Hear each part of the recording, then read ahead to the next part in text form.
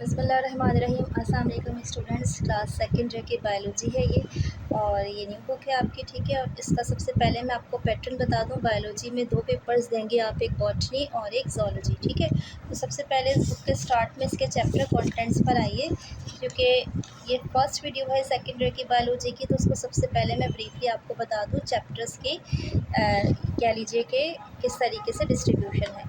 सबसे पहले आप देखें, यहाँ पे अच्छी बात ये है कि इन्होंने 2 प्रॉपर कलर्स आपको दिए हुए हैं, ठीक है। जो ब्राउन कलर है पूरा, जिसमें चैप्टर नंबर 15 से लेके चैप्टर नंबर 21 तक का पार्ट है, ठीक है। 15 से 21 तक का जो पार्ट है वो ज़ूलॉजी के पेपर में इन्वॉल्व होगा आपका, जबकि 22 से लेके 26 तक का जो पार्ट है ये आपका बायोलॉजी सेक्शन में इन्वॉल्व है, ठीक है।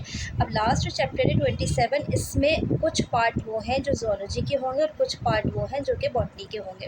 ये डिपेंड करेगा कि कौन सा टॉपिक है। तो जिस वक्त ये चैप्टर आपको करवाया जाएगा, आपको साथ साथ मार्क करवा दिया जाएगा कि इसमें बॉटनी और ज़ूलॉजी के कौन कौन से टॉपिक्स इन्वॉल्व हैं, ठीक है। तो अब वीडियो लंबी ना हो तो मैं डायरेक्ट सबसे पहले फर्स्ट जो चैप्टर है होम्योस्टेसिस, इसको जो है स्टार्ट करती हूँ। चैप्टर नंबर 15 बहुत इंटरेस्टिंग चैप्टर है, ठीक है। सबसे पहले इसके एमसीक्यूज़ जो है इसको मार्क कराती हूँ समझा के, और उसके बाद इसके क्वेश्चन आंसर्स जैसे जैसे सॉल्व करवाऊँगी आपको साथ साथ एक्सप्लेन करती चली जाऊँगी, ठीक है। तो सबसे पहले आप आ जाइए यहाँ पर, ये कुछ एमसीक्यूज़ हैं, इसको हम सबसे पहले सॉल्व कर लेते हैं, ठीक है।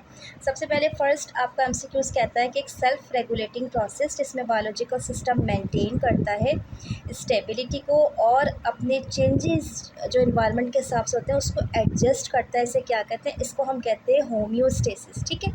Number A option.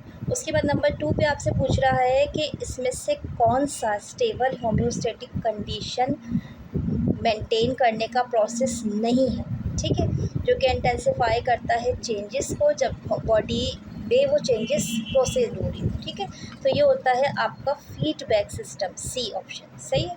नंबर 3 पर ये आपसे पूछ रहा है कि जो फ्रेश वाटर ऑर्गेनिजम्स होते हैं, जैसे कि फॉर एग्जांपल फिशेस होती है, इसमें कुछ स्पेशलाइज्ड सेल्स होते हैं जो कि इनके गिल्स में मौजूद होते हैं और वो एक्सट्रैक्ट करते हैं कुछ आइंस को, जैसे कि सोडियम आइंस है, क्लोराइड आइंस है, कैल्शियम आइंस है, इन सबको एक्सट्रैक्ट करते हैं एक्सटर्नल मीडियम से।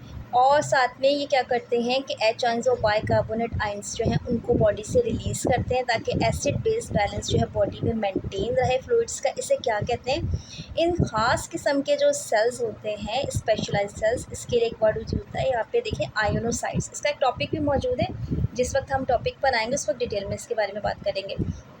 नंबर 4 पे आपसे कह रहा है कि रीनल कॉर्टेक्स हैं, ये प्रोड्यूस करते हैं एक इम्पॉर्टेंट हार्मोन जो कि क्या करते हैं, रेड ब्लड कार्टेसिस के सिंथेसिस में इस्तेमाल होते हैं। तो ये होते हैं एरिथ्रोपाइटिन, ठीक है, ए ऑप्शन। उसके बाद नेक्स्ट आपसे पूछ रहा है कि ग्लोमेरुलस, इसमें कुछ स्पेशलाइज्ड किस्म के सेल्स होते हैं, ये क्या करते हैं, ब्लड कैपिलरीज को रैप कर लेते हैं, उसके इर्द गिर्द अच्छे तरीके से रैपिंग हो जाती है और फिर एक एक्टिव रोल प्ले करते हैं ताकि जो प्लाज्मा प्रोटीन है उसको ये प्रिवेंट कर सकें कि ये यूरिनरी अल्ट्राफिल्ट्रेट जो है उसमें एंटर हो सके। इसके लिए आप क्या कहेंगे, उस स्पेशलाइज्ड सेल को आप कहेंगे पोडोसाइट सेल्स, ठीक है। उसके बाद नेक्स्ट आपके पास नंबर 6 पे के ट्यूब्यूल्स होती हैं जो सीक्रेट करती हैं आइंस, जैसे कि हाइड्रोजन आइन है, पोटाशियम आइन है, अमोनिया आइन है, ये सब के सब आइंस ये सीक्रेट करती हैं। अच्छा, तो ये कह रहा है कि इसमें से री एब्जॉर्बिंग जो बाइकार्बोनेट का होगा फिल्ट्रेट से, इसको हम क्या कहेंगे, इसको हम कहेंगे प्रॉक्सिमल कॉन्वोलेटेड ट्यूब्यूल, ठीक है। उसके बाद नेक्स्ट आपके पास ग्लोमेरुलर फिल्ट्रेशन रेट, जिसको जीएफआर भी कहा जाता है, ये प्रोपोर्शनल होता है हाइड्रोस्टेटिक प्रेशर के, ठीक है, जो कि एक्सर्ट होती है ग्लोमेरुलस वॉल्स में। तो ये कौन सा वाला प्रोपोर्शन होगा, यानी कि डायरेक्ट होगा या इनडायरेक्ट होगा, तो ये इसका ऑप्शन होगा बी, डायरेक्टली प्रोपोर्शनल होगा ये, ठीक है। उसके बाद नेक्स्ट आपके पास आ जाता है एमसीक्यूज़। ये आपसे कहता है कि एक दूसरा कंपाउंड जो क्या करेगा, ऑस्मोटिक ग्रेडियंट को मेड्यूला, इनर मेड्यूला के अंदर इंक्रीज़ कर रहा हो, आप इसे क्या कहेंगे, आप इसको कहेंगे यूरिया है, ठीक है। उसके बाद नेक्स्ट है इन्फ्लेमेशन इन किडनी, यानी कि किडनी में सूजन हो जाए due to irritation of kidney stones is called, यानी कि किडनी के स्टोन्स बनने की वजह से अगर किडनी में सूजन हो जाती है तो हम इसे कहते हैं, ये क्या, ए वाला जो ऑप्शन है इसका, ये वाला इसका नाम है लिथोनेफ्राइटिस, ठीक है, लिथोनेफ्राइटिस। उसके बाद नेक्स्ट है आपके पास कि अगर सराउंडिंग इन्वायरमेंट हॉट हो जाता है और पर्सन यानी कि जो शख्स है उसने कोई फ़िज़िकल एक्टिविटी की हो या उसकी वजह से उसके जिस्म में हीट ज़्यादा प्रोड्यूस हो रही हो जो कि सराउंडिंग के टेम्परेचर से ज़्यादा हो, तो इस तरह की जो कंडीशन है इसे क्या कहा जाता है, इसे कहा जाता है हाइपरथर्मिया, ठीक है, यानी टेम्परेचर का बढ़ जाना। तो स्टूडेंट्स ये तो हो गए आपके एमसीक्यूज़ एक्सप्लेनेशन के साथ। अब आ जाएँ क्वेश्चंस की तरफ, ठीक है। सबसे पहले इसका फर्स्ट क्वेश्चन हम देखते हैं कि physiological integration of internal body environment is important for living organism. सवाल को पहले समझ लीजिए, सवाल आपसे बोल क्या रहा है। सवाल ये कह रहा है कि आपकी बॉडी में हर काम को प्रॉपर करना क्यों ज़रूरी है, यानी अगर बॉडी अपना नॉर्मल फंक्शन परफॉर्म करना चाह रही है तो इसके लिए इसको बैलेंस में होना क्यों ज़रूरी है, ठीक है। सबसे पहले तो आप इसको मार्क कर लीजिए। मार्क कहाँ से करेंगे, पेज नंबर 2 पर आएंगे आप सीधा, और देखिए यहाँ से मार्क करेंगे द बॉडी से लेके यहाँ इन्वायरमेंट तक, ठीक है। अब ज़रा इस बात को समझने की कोशिश कीजिए कि इस कॉन्टेक्ट में कहा क्या जा रहा है। इसमें कहा यही जा रहा है कि फ़र्ज़ कर लीजिए कि हमारी बॉडी है, ठीक है। अब वो दो तरह का इन्वायरमेंट फेस करती है। एक बॉडी का इंटरनल इन्वायरमेंट होता है, दूसरा होता है बॉडी का एक्सटर्नल इन्वायरमेंट। एक्सटर्नल इन्वायरमेंट से मेरी क्या मुराद है, कहीं किसी इलाके में टेम्परेचर ज़्यादा होता है, किसी इलाके में टेम्परेचर कम होता है, तो उसके हिसाब से बॉडी का जो है एक आइडियल टेम्परेचर है वो डिफरेंट है, ठीक है, और जो बाहर का सराउंडिंग का टेम्परेचर है वो डिफरेंट है। अब बॉडी को अपने तमाम फिजियोलॉजिकल जो रिएक्शंस हैं उनको परफॉर्म करने के लिए एक आइडियल टेम्परेचर की ज़रूरत है जिसमें वो अपने तमाम काम को प्रॉपर तरीके से परफॉर्म कर सके। तो इसी वजह से बॉडी क्या करती है कि बॉडी अपने तमाम फिजियोलॉजिकल फंक्शंस को एफिशिएंटली कंट्रोल करने के लिए, ताकि उसके एंडोक्राइन सिस्टम यानी हार्मोनल सिस्टम जो है वो भी प्रॉपर काम करें और जो नर्वस सिस्टम है वो भी प्रॉपर काम करें। तो इसके लिए उसको क्या चाहिए होती है, उसको चाहिए होती है कि उसकी जो बॉडी है उसमें जो होम्योस्टेसिस है वो प्रॉपर हो। होम्योस्टेसिस का मतलब क्या होता है कि बाहर के एनवायरनमेंट और इंटरनल बॉडी का जो एनवायरनमेंट है उसमें एक प्रॉपर सीक्वेंस हो, उसमें प्रॉपर एक रेगुलेशन हो, ताकि जिस्म के तमाम जो फंक्शंस हैं वो प्रॉपर तरीके से किए जा सकें। तो इसीलिए बाहर के एनवायरनमेंट और अंदर के एनवायरनमेंट के हिसाब से फिजियोलॉजिकल फंक्शन का प्रॉपर तरीके से परफॉर्म होना, जिसकी वजह से ओस्मो रेगुलेशन है, एक्सक्रीशन है, थर्मो रेगुलेशन, ये तमाम के तमाम प्रोसेस प्रॉपर तरीके से परफॉर्म किए जा सकें, उनमें एक बैलेंस हो। इसके लिए हम क्या करते हैं, हम इसके लिए अपनी बॉडी को फोर्स करते हैं कि वो होम्योस्टेसिस परफॉर्म करे, और ये कुदरती होता है, यानी गॉड गिफ्टेड होता है कि जैसे ही बाहर का टेम्परेचर कम या ज़्यादा उसके हिसाब से जिस्म जो है वो खुद ब खुद अपने आप को एडजस्ट करता है ताकि वो तमाम फिजियोलॉजिकल फंक्शंस को प्रॉपर तरीके से परफॉर्म कर सके। तो यहाँ से लेके यहाँ तक के कंटेंट में आपको क्या बात समझ में आई कि तमाम फंक्शंस प्रॉपर परफॉर्म हो, यानी आपके नर्वस सिस्टम के भी, एंडोक्राइन सिस्टम के भी, बॉडी के तमाम फंक्शंस। तो उसके लिए हमें क्या करना चाहिए, हमें अपनी बॉडी को प्रॉपर होम्योस्टेसिस इन्वायरमेंट देना चाहिए, और ये गॉड गिफ्टेड है, ये खुद ब खुद बॉडी क्या करती है, एडजस्ट करती है, ठीक है। क्योंकि आपका फर्स्ट क्वेश्चन। अब आ जाइए आप अपने दूसरे क्वेश्चन की तरफ। दूसरा क्वेश्चन आपसे कहता है, इसको ध्यान से समझिएगा कि आपका पॉजिटिव और नेगेटिव फीडबैक मैकेनिज़्म, जिसको हम कहते हैं कि काउंटर एक्शन है एक दूसरे का, ये क्यों इम्पॉर्टेंट होती है, ठीक है। आप इसको सबसे पहले तो आप मार्क कर लें, फिर मैं आपको समझाना स्टार्ट करती हूँ, ठीक है। आप पेज नंबर 2 पर आ जाएंगे और यहाँ से ये देखिए फीडबैक सिस्टम्स है ना, यहाँ पर आ जाए और यहाँ से देखें there are 2 types of feedback. यहाँ से लेके आप क्या करेंगे, नेक्स्ट पेज पर आएंगे ध्यान से, ठीक है। और यहाँ पे देखें बायोलॉजिकल प्रोसेस तक आपने इसको सबसे पहले मार्क कर लिया यहाँ तक, ठीक है। यहाँ तक मार्क करने के बाद अब आप एक पॉइंट और यहाँ से लें, ये थर्ड लास्ट लाइन है इस पैराग्राफ की, पॉजिटिव से लेके बॉडी तक, ठीक है, ये किया। फिर उसके बाद थोड़ा सा नीचे जाइए, यहाँ पे नेगेटिव फीडबैक है, यहाँ से लेके नॉर्मल स्टेट्स तक, ठीक है। अब ज़रा समझ लीजिए क्या चीज़ है ये पॉजिटिव फीडबैक मैकेनिज़्म और नेगेटिव फीडबैक मैकेनिज़्म, ठीक है।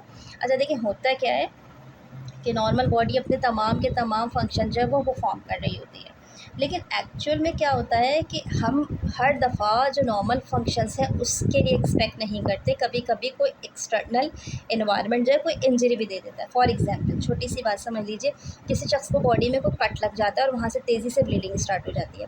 अब पॉजिटिव फीडबैक मैकेनिज़्म जो है वो क्या काम करता है, वो तेज़ी से बॉडी को ऑर्डर करेगा ब्रेन कि इस जगह पर चोट लगी हुई, यहाँ पर खून जो है वो तेज़ी से बह रहा है, तो तमाम के तमाम जो ब्लड के प्लेटलेट्स हैं वो सीधा वहाँ पहुँच जाए जहाँ पर ये कट है। अब वो प्लेटलेट सीधा उधर पहुंच जाएंगे जहाँ बॉडी का कट लगा हुआ है, ठीक है। और कट लगाने के बाद वो क्या करेंगे, उधर पे जाकर उसको क्लॉट करने की कोशिश करेंगे। जैसे ही उसकी क्लॉटिंग हो जाएगी तो ब्लड वहाँ से थोड़ा सा स्टॉप हो जाता है। इतनी देर में पेशेंट को इतना टाइम मिल जाता है कि उधर बैंडेज कर ले, अगर स्टिचिंग लगवानी है तो स्टिचिंग लगवा लें, कोई मेडिकेशन करनी है तो वो भी कर सकता है, ठीक है। तो पॉजिटिव फीडबैक मैकेनिज़्म से होता क्या है, इंस्टेंटली उस वक्त उस पेशेंट को रिलीफ मिल जाता है जब उसके प्लेटलेट्स वहाँ पहुँच के ब्लड को क्लॉट करना शुरू कर देते हैं। यहाँ पे आकर इस फीडबैक मैकेनिज़्म का काम ख़त्म हो जाता है, जिसको हमने कहा positive feedback mechanism. But problem is that कि आप खुद देखें कि अगर किसी शख्स को चोट लगी है तो ये ड्यूरेशन कितनी देर का हो सकता है, 15 मिनट से आधा घंटा, इससे ज़्यादा तो नहीं होना चाहिए।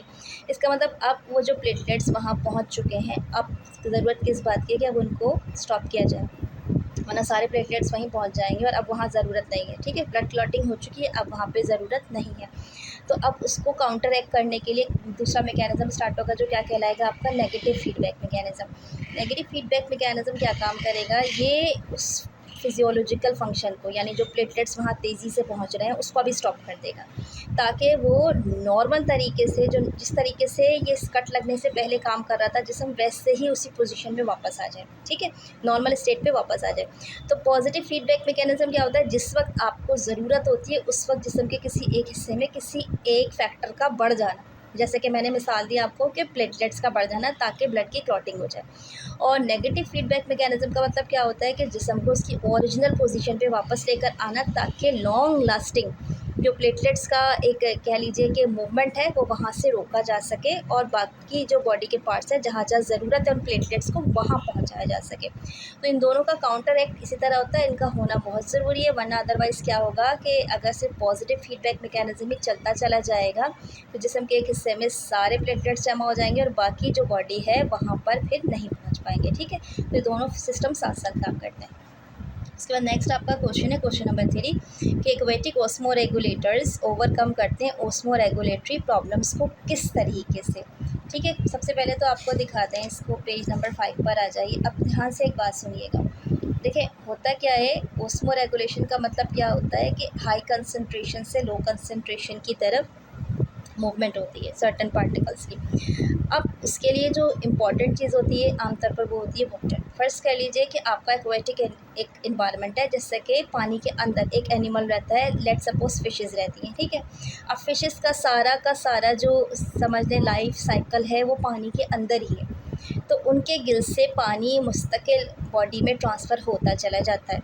अब ये मुख्तलिफ़ किस्म के प्रॉब्लम्स फेस करती हैं, जिसमें सबसे बड़ा प्रॉब्लम क्या होता है कि जब पानी कंटिन्यूसली गिल से प्रेशर के साथ बॉडी में जाता है, स्किन में जाता है, तो ये क्या करता है कि बॉडी के अंदर जो सॉल्ट की कंसंट्रेशन है उसको लॉस करना शुरू कर देता है, कम करना शुरू कर देता है। इसके साथ साथ वो फिर जाहिर सी बात है यूरिन भी पास करती है, वहाँ से भी सॉल्ट जो है वो रिलीज़ हो रहा है। तो अब क्या होगा कि इसकी बॉडी में सॉल्ट की जो कंसंट्रेशन है वो कम हो जाती है। तो इस वजह से पहला काम तो ये करती है फिशेस कि जो इनका यूरिन होता है ये डाइल्यूट हो जाता है। डाइल्यूट होने की वजह से इसमें ये कह लीजिए कि सॉल्ट की कंसंट्रेशन कम हो जाती है, ठीक है, ताकि थोड़ा सा सॉल्ट अपनी बॉडी के लिए सिक्योर कर सकें, बचा सकें। दूसरा काम क्या करती है देख लीजिए, इसकी बॉडी में कुछ ख़ास किस्म के सेल्स होते हैं, ठीक है, जो अभी हमने एमसीक्यूज़ में भी किए थे कि उसकी बॉडी में कुछ ख़ास किस्म के सेल्स होते हैं।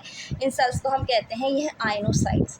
इन सेल्स का काम क्या होता है कि ये गिल्स में मौजूद होते हैं और जितने भी ख़ास किस्म के मिनरल्स इसको पानी के साथ मिलते हैं, जैसे कि सोडियम आयन है, क्लोराइड आयन है, कैल्शियम आयन है, ठीक है, ये एक्सटर्नल मीडियम से आ रहे हैं, पानी के साथ डिज़ोल्व होकर आ रहे हैं। तो ये क्या करते हैं, इसको एक्सट्रैक्ट कर लेते हैं, इसको अपनी बॉडी के अंदर अलाउ कर लेते हैं, जबकि इसकी अपनी बॉडी में जो H आयन एक्सेस में होता है या जो बाइकार्बोनेट आयन एक्सेस में होता है, ये इसको एक्सक्रिएट कर देती है, इसको बाहर निकाल देती है। तो इस तरीके से इसकी अपनी बॉडी में क्या होता है, एसिड बेस का बैलेंस जो है ये बॉडी फ्लूइड्स के दरमियान एक नॉर्मल रेंज में आ जाता है, ठीक है। तो उस तरीके से क्या करती है, अपनी बॉडी को ओस्मो रेगुलेट करती है। तो सवाल आपका यही था कि जो एक्वेटिक एनिमल है ओस्मो रेगुलेशन कैसे करते हैं। नंबर 1, ये जो यूरिन पास करते हैं ये डाइल्यूट होता है। नंबर 2, इनकी बॉडी में स्पेशल किस्म के सेल्स होते हैं गिल्स में, जिसको आयनोसाइट्स कहते हैं, जो कि ख़ास किस्म के जो मिनरल्स हैं इनको एक्सट्रैक्ट करके जो एक्स्ट्रा H आयन है या बाइकार्बोनेट आयन है उनको एक्सपेल्ड आउट करते हैं, ठीक है।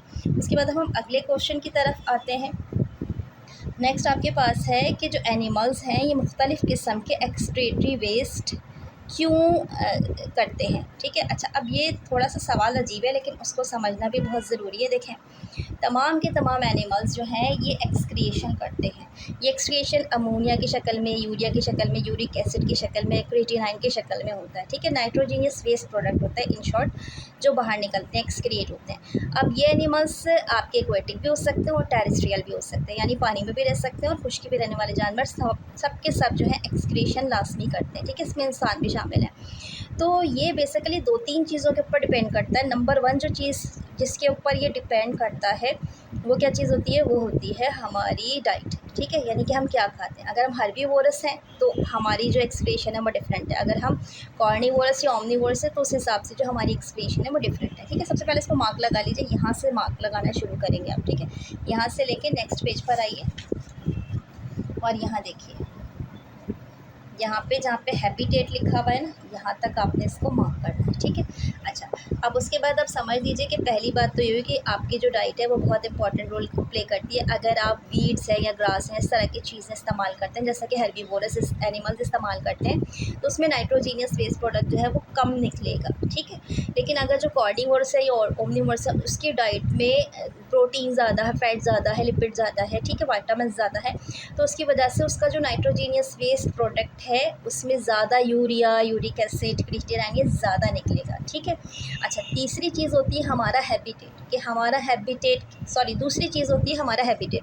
हैबिटेट का मतलब होता है कि हम किस इन्वायरमेंट में रहते हैं, हम पानी के इन्वायरमेंट में रहते हैं या फिर हम टेरेस्ट्रियल इन्वायरमेंट में रहते हैं, तो उस हिसाब से जो यूरिन है वो कम या ज़्यादा हो सकता है। और लास्ट जो होता है इनटेक ऑफ वाटर, कि हम पानी कितना इस्तेमाल करते हैं। आपको पता है कि जो जानवर होते हैं, एनिमल्स होते हैं, वो पानी कंपैरेटिवली जो कार्निवोरस होते हैं, जो गोश्त खाते हैं, कम इस्तेमाल करते हैं, ठीक है। जबकि जो बाकी एनिमल्स होते हैं जो कि हर्बीवोर्स होते हैं, ये पानी ज़्यादा इस्तेमाल करते हैं, इंसान पानी ज़्यादा इस्तेमाल करता है। तो पानी के इनटेक के ऊपर भी डिपेंड करता है कि अगर पानी का इनटेक प्रॉपर होता है तो नाइट्रोजीनियस वेस्ट प्रोडक्ट उस हिसाब से बनेगा, अगर कम होगा तो उस हिसाब से बनेगा, ठीक है। अगर कम नाइट्रोजीनियस वेस्ट प्रोडक्ट बन रहा है, इसका मतलब पानी की डेफिशिएंसी है बॉडी में, सही है। तो ये है आपका ओवरऑल कि आपकी डाइट क्या है, आपका हैबिटेट क्या है और आपका पानी इनटेक क्या है, इस हिसाब से नाइट्रोजीनियस वेस्ट प्रोडक्ट बनेगा। इसके बाद नेक्स्ट आपके पास बहुत इंटरेस्टिंग एक क्वेश्चन है। तो क्वेश्चन नंबर 5 है कि use of counter current mechanism kidney का क्या है। स्टूडेंट्स, ये सवाल ना लॉन्ग में भी आ सकता है, ठीक है। तो आप इसको इस तरीके से तैयार कीजिए कि ये शॉर्ट तो यहाँ पे कवर कर रहा है, लेकिन अगर ये लॉन्ग आएगा तो बस इसमें जस्ट एक आध डायग्राम आप पुट करके इसको लॉन्ग भी काम कर सकते हैं इसका, ठीक है। अच्छा, अब आ जाए इधर पे काउंटर करंट मैकेनिज्म की तरफ। सबसे पहले तो ये देख लें होता क्या है, सही है। आपने यहाँ पेज नंबर 16 पर आना और यहाँ इसको यहाँ से लेके यहाँ तक पहले मार्क करना है, ठीक है। और इसको पहले समझ लीजिए, इस पैराग्राफ को समझ लीजिए, फिर अगली जो पैराग्राफ है वो लाइन मार्क करवा के उसको भी एक्सप्लेन करती हूँ। ये आपसे कह रहा है कि जो काउंटर करंट मैकेनिज्म होता है, एक्चुअल में ये एक ऐसा प्रोसेस होता है जिसमें एक्सचेंज ऑफ मॉलिक्यूल्स होते हैं दो फ्लूइड्स के दरमियान। अब ये दो फ्लूइड्स जो है इनकी डिफरेंट कंसंट्रेशन होती है और ये एक दूसरे के बिल्कुल अपोजिट डायरेक्शन में मूव करते हैं, ठीक है। अब ये होता क्या है, इस मैकेनिज्म में दो चीज़ें इन्वॉल्व होती हैं, एक है लूप ऑफ हैनल, ठीक है, और दूसरा जो है मेड्यूला का इन्वायरमेंट है। तो पहला जो पार्ट होता है इसमें, जिसमें मेड्यूला का ये वाला रीजन एक किडनी का, जिसको हम कहेंगे कि ascending limb of loop of Henle है। यहाँ पर क्या होता है कि जितने भी आपके मिनरल्स हैं ना, जैसे कि सोडियम आयन है, पोटाशियम आयन है, क्लोराइड आयन है, ये सारे के सारे एब्जॉर्ब हो जाएंगे, ठीक है, जज्ब हो जाएंगे, लेकिन वाटर रह जाएगा, ये वाटर को बाहर निकाल देगा। जबकि जो दूसरा आपका लिम्ब होता है लूप ऑफ हैनल का, जो हम descending limb of loop of Henle कहते हैं, ये तमाम चीज़ों को बाहर निकाल देगा, सिर्फ वाटर को अलाउ करेगा। अब अगला हिस्सा जो इसको मार्क कीजिए, देखें यहाँ पर आ जाए पेज नंबर 17 पर। यहाँ से देखिएगा, ये 4th लाइन के नीचे वाली लाइन है, 5th लाइन बनती है। यहाँ से लेके यहाँ तक मार्क कीजिएगा, फिर यहाँ से लेके यहाँ तक मार्क कीजिएगा। अब इस बात को समझ लीजिए, इस मार्किंग में कहा क्या जा रहा है। एक काम और कीजिएगा, जहाँ पे मेंटेनिंग आपने किया ना, यहाँ से पहले बस इट लगा के ING को क्रॉस कर दीजिएगा, तो इट मेंटेन हो जाएगा सेंटेंस, ठीक है। अच्छा, अब इस चीज़ का फ़ायदा क्या होता है, जो असेंडिंग लूप ऑफ हैनल होते हैं या डिसेंडिंग लूप ऑफ हैनल होते हैं, इससे ये कंसंट्रेशन ग्रेडियंट होता है ना मेड्यूला के अंदर ब्लड का, ये क्या होता है, ये मैनेज होता है, ये मेंटेन करता है कंसंट्रेशन ग्रेडियंट मेड्यूला के अंदर, और इसके साथ साथ ब्लड को थोड़ा सा डाइल्यूट करता है ताकि इसकी मूवमेंट आसान हो जाए। अच्छा, अब इसके कुछ लाइंस छोड़कर यहाँ देखिए वाटर है। अब यहाँ वाटर क्या होता है, ये सीक्रेट होता है, और उसके बाद रीएब्जॉर्ब होता है, यानी पहले वाटर सीक्रेट होता है सिस्टम में, फिर रीएब्जॉर्ब हो जाएगा सिस्टम में। जबकि सॉल्यूट्स क्या होंगे, पहले रीएब्जॉर्ब होंगे और उसके बाद जो एक्स्ट्रा सॉल्यूट है वो सीक्रेट हो जाएंगे मेड्यूला से। तो इस तरीके से क्या होता है कि जो ब्लड फ्लो होता है ये थोड़ा सा स्लो हो जाता है। जैसे कि मैंने अभी आपको बताया कि इसमें ब्लड फ्लो थोड़ा डाइल्यूट हो जाएगा, तो उसका प्रोसेस यही होता है।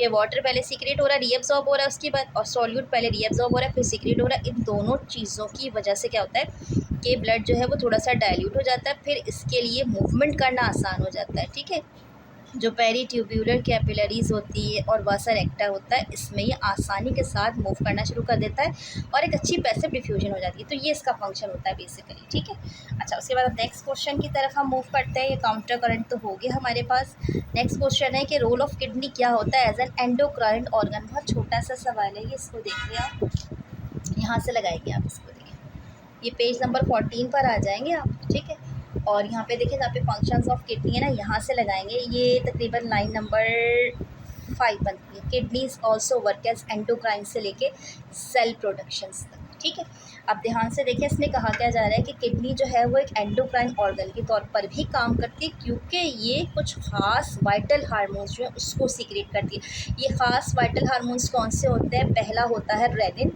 और दूसरा होता है एरिथ्रोपाइटिन। रेनिन का काम क्या होता है कि ब्लड प्रेशर जो है उसको मेंटेन करता है, जबकि एरिथ्रोपाइटिन जो है इसका काम क्या होता है कि ब्लड में जो आरबीसीज होते हैं यानी कि रेड ब्लड कार्पसेस होते हैं, इनको प्रोड्यूस करने के काम आता है। तो ये इसका क्या हो गया, एंडोक्राइन फंक्शन। यहाँ से लेके यहाँ तक आपने इसको लिख देना। ठीक है, अच्छा जहन में रखिएगा जितना आपसे पूछा जा रहा है ना उतना आपने जवाब देना। एक्स्ट्रा लिखने के नंबर नहीं होते, टू द पॉइंट लिखने के नंबर होते हैं। आपको किसी नोट्स में लिखा बहुत बड़ा बड़ा लिखेगा, ये शॉर्ट क्वेश्चन है। आपको शॉर्ट क्वेश्चन को ये देखना है कि इसका कंटेंट अगर इसमें कवर हो रहा है, 4 लाइनों में कवर हो रहा है, 4 लाइनें लिख कर दें।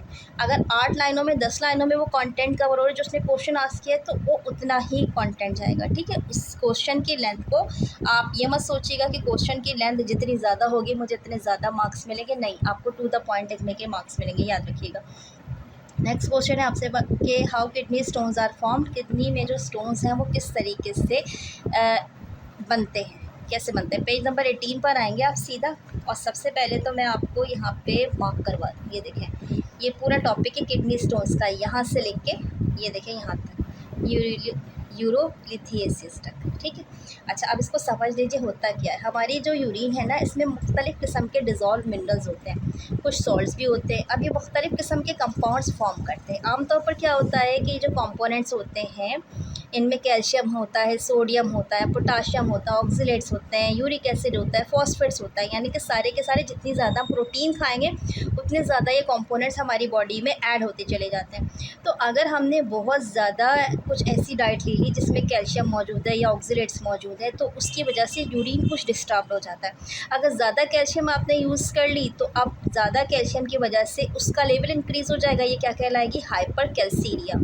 अगर आपने ज़्यादा ऑक्सीलेट्स यूज़ कर लिए तो अब यूरिन में जो चीज़ ज़्यादा ऐड हो जाएगी ऑक्सीलेट्स की, वो क्या कहलाएगी, हाइपर ऑक्सीलेरिया। अब होता क्या है कि अगर ये दोनों कंपोनेंट्स यूरिन में बहुत ज़्यादा कंसंट्रेशन में जा रहे हैं तो ये खुद कंपोनेंट्स आपस में मिलकर क्या करते हैं, क्रिस्टल से फॉर्म कर लेते हैं, कंबाइन होकर। अब ये जो क्रिस्टल है ये आहिस्ता आहिस्ता बड़ी होनी शुरू हो जाती है। कुछ वक्त लगता है, महीनों लगते हैं, सालों लगते हैं, लेकिन एक वक्त ऐसा आता है कि डिटेक्टेबल स्टोन्स की शक्ल इख्तियार कर लेते हैं। यानी अगर आप इनको अल्ट्रासाउंड में देखेंगे तो आपको बड़े बड़े पत्थरों की शक्ल में मिल जाएंगे। ठीक है, तो इसकी वजह से क्या होता है, किडनी के स्टोन्स जो हैं वो फॉर्म हो जाते हैं, यानी ज़्यादा ऑक्सीलेट्स और ज़्यादा कैल्शियम की वजह से। और इस बीमारी को हम क्या कहते हैं, हम इसको कहते हैं कि नेफ्रोलिथिएसिस है, या इसका दूसरा नाम है यूरोलिथिएसिस। ठीक है, यहाँ तक आपने इसको लिखना है। उसके बाद नेक्स्ट क्वेश्चन जो है वो आप इस पर आ जाओ। ये कहता है कि what is impact over the human body if kidney suddenly और gradually loss the filtering ability. Short term में अगर मैं आपको कहूँ तो ये आपसे पूछ रहा है कि अगर अचानक से किडनी फेल हो जाती है तो कौन कौन सी बीमारी हो सकती है। देखिए, किडनी फेल होने की वजह से बहुत सारी बीमारी, क्योंकि वो एक्सक्रीटरी प्रोडक्ट्स जो है ना उसको एक्चुअली आपकी जिस्म से निकालना है, कचरा निकालना है आपकी जिस्म से। ठीक है, अगर आपके घर में भी कचरा निकालने की कोई जगह ना हो, सालों कचरा जमा होता रहे तो क्या होगा, घर पूरा कचरे का ढेर बन जाएगा। बॉडी भी ऐसी, अगर बॉडी में से कचरा ना निकाला जाए, ठीक है, एक्सक्रेशन ना की जाए, तो वो एक गंदगी का ढेर बन जाएगी, उसमें सिर्फ बीमारियाँ होंगी। आपने क्या लिखना है, यहाँ से लिखना है, ये देखें, the disease that could cause the kidney failure, यहाँ से लेके यहाँ इन्फेक्शन तक। आप समझ लें कि जैसे किडनी फेल होती है तो सबसे पहले जो काम होता है वो क्या होता है, बहुत सारे काम हो सकते हैं। अच्छा, जैसा कि हार्ट अटैक, लीवर का फेल होना, एलर्जिक कंडीशंस हो गई, इसके अलावा बहुत ज़्यादा स्वेटिंग हो गई, बहुत ज़्यादा यूरिनेशन होने लगी, ये सारी की सारी बीमारी जो है वो क्या कहलाती है, ये किडनी फेलियर की वजह से ये बीमारियां जो है वो आपकी फैल जाती है। ठीक है, किडनी फेलियर की वजह से साथ साथ ये चीज़ें अटैच हो जाती हैं।